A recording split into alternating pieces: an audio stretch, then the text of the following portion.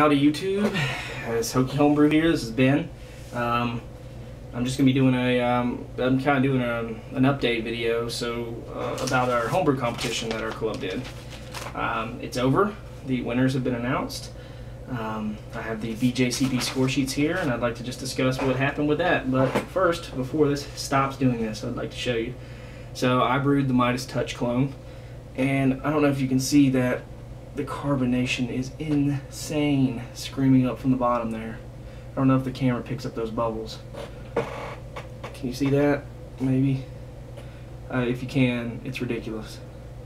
I force carbed it, so kind of cheated, but whatever. Anyway, so the four beers that we had were the 60-minute IPA, Raison d'Etre, Indian Brown Ale, and Midas Touch. We had 8 people enter, 2 from each category. I was in the Midas Touch category.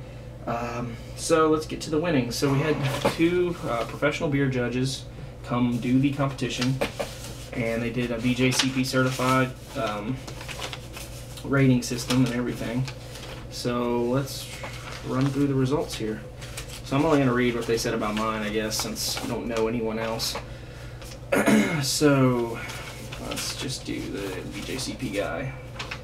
Alright, so this particular judge gave we had 2 judges, like I said. This one gave, his highest score that he gave to anyone was a 40.5 out of 50. All these are out of 50. 40.5 out of 50. He gave my beer 37.5. So his second highest that he rated. And the competition was not how great the beer is, but how close to the actual Dogfish Head version it is. So the judges had to be a little open-minded. If they don't like a certain style, they still have to judge it based on how close it is.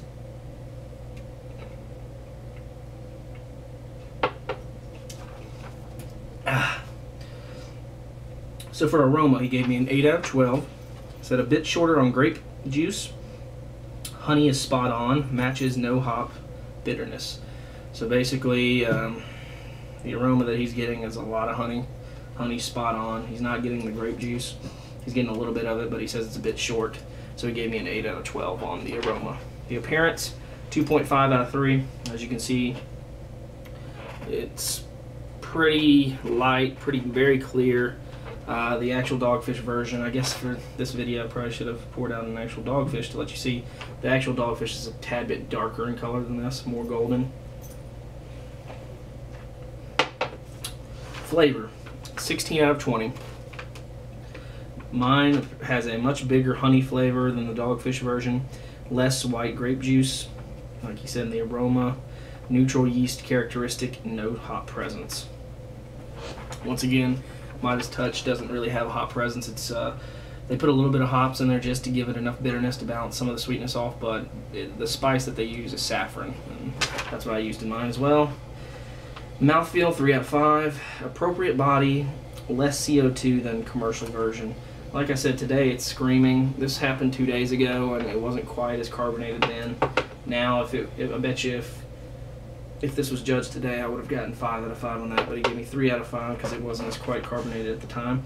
Overall impression, 8 out of 10.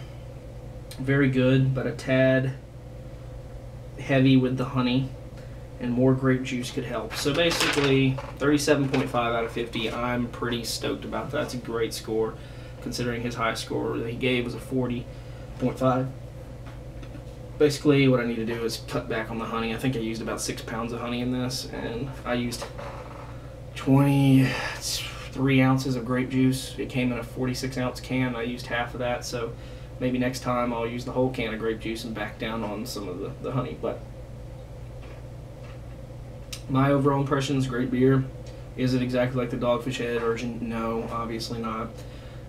Is it close? Yes. Noticeably, it's a little lighter in color. Right now, the carbonation I think is spot on. I think that's fixed. I can see the honey thing that he's talking about. This is almost to the point of like a meaty kind of taste to it. But that's what the Midas Head or Midas Touch version is. So whatever. I think I'm gonna try this again sometime. Right now, I've got about a half a keg of it left. I've got some of it that I bottled. But I cold crashed this beer to get it to clear up, and so a lot of the yeast fell out, and I tried to bottle it. I tried some after 2 weeks to see if it was carbonated. I tried to pop a bottle, and it was still very, very much flat. It's probably going to take twice as long to carbonate since I flocculated most of the yeast out of solution. But once it's actually carbonated, I've got about, I guess, 11 of these left in bottles. So if anyone out there wants to try this during the beer trade, I know there's a few of us, B. Meyer, SJ Poor, a couple of you guys, we're talking about doing some beer trades soon. I've got a lot of stuff that's, waiting that will be finished soon. So if we do a beer trade like in the next 2 weeks or something, or after, if you want me to throw in one of these, you can try it and you can compare it to the Midas Touch, the real Dogfish one, and give me your feedback. So that'd be cool. So yeah, it's exciting. So what happened is the two judges scored. We averaged their score. The second judge gave me a little bit of a lower score than the first one. So I ended up getting 4th place, which sucks because the prizes go out to the first 3, so I barely missed that. But our first place prize was the Indian Brown Ale by Courtney in our club. She brewed an Indian Brown Ale and got first, so she wins a bottle of Bitches Brew directly from Sam Calagione. He sent me these beers. And second place was Chris DeMassey, who brewed a 60-minute IPA, and he wins a bottle of, I'm not even going to get it out, they're all back in there. He wins a bottle of Worldwide Stout, which is a $10 beer, so that's good. And the third was Andy Reagan, who brewed the Raison d'Etre, and so he gets a bottle of Old School Barley Wine, and then all 3 of them get free Dogfish hats. All this was sent by Sam. Thank you. I know you're probably not watching, Sam, but if you are, thanks for sending this stuff out. It was really fun. We look forward to coming up there. We're coming up to the Dogfish Head during spring break. Going to visit the pub, so if you're around, let us know. Great beers. Beers were phenomenal. None of the 8 were bad. They were all really, really close. So great competition. It was a lot of fun. I suggest you do something like this if y'all are in homebrew clubs and stuff like that. This is the kind of stuff that's fun. So, yeah, that was just what I wanted to talk about today. So, cheers, guys, and I'll be seeing you soon.